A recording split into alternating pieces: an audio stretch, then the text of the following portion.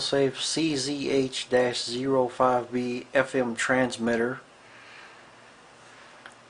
First of all, it comes with the antenna that you see. You'll see more of that later on in the video, and it comes with this power cord here. My complaint about the power cord is it's too short. You got the part between the transformer and the AC plug.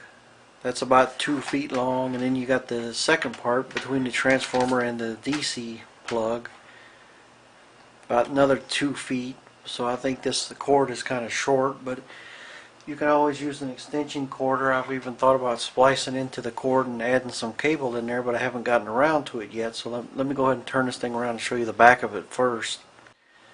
Okay, the back consists of the DC power socket and the BNC connector for it comes with a rubber duck antenna. This is, I'd say, about 10 inches long. I always keep it straight up. Then this, like I said, is a BNC connector. Let me show you a closer view of the back. Okay, there's the back of it. You got your standard BNC connector, which means it will be very easy to hook up a monster external antenna to this thing, get it up real high, and get some insane range out of it. Of course, I haven't done that. The little rubber duck antenna that it comes with has provided more than enough range for me. And you got your DC power jack here. It requires 12 volts, a power supply of 12 volts and at least 1 amp. So if you have the right cord, you can power this thing up in a vehicle, which makes it can be really handy. Okay, here's the front of the transmitter. You've got an audio input jack. That's a 1/8 stereo jack, and you've got a mic jack. I haven't used the mic jack. It's probably 1/8 mono. And you got your levels. You can adjust the mic level, and you can adjust the input level for your source plugged into the audio input jack. And on the left is your power button. It's got a nice backlight. Then your tuning up and down, you can select any frequency. So what was that, 100 kilohertz increments. Here in Houston, 101.5 is a good frequency to broadcast on. It's a good blank frequency, so I've been using that one here lately. Now this transmitter, the range on mine is 87 to 108 megahertz. Now I've seen other ones on the internet and YouTube that have a much wider range of transmit frequencies. I don't know why they're different. I guess maybe it depends on what country they were intended to be sold in.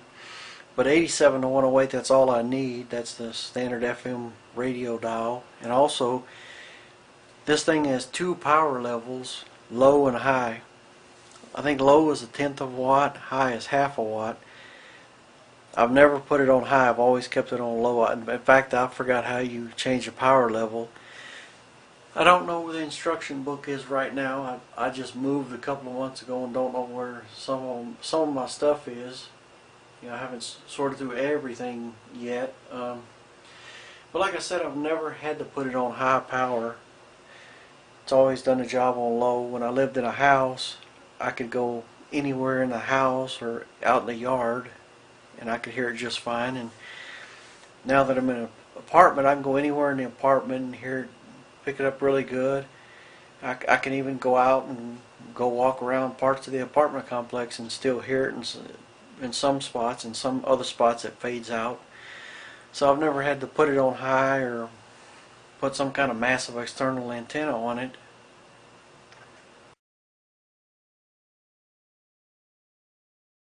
About 90 bucks for it, but I've seen them cheaper than that now. I've seen them advertised like $50, $55, and then there's even a version that has RCA input jacks in the back. So they've come a long way since this one was made, but I'm satisfied with the capabilities of this one here. Now I'll go ahead and you can see it in action. I'm going to show you a portable radio that's going to receive this thing. Okay, here's my Radio Shack AM/FM shortwave receiver. We're going to be receiving it on. All you got to do is turn it on, set it to 101.5. Hooked up, the transmitter's hooked up to the cassette deck, playing a tape, and that's what you're hearing right now.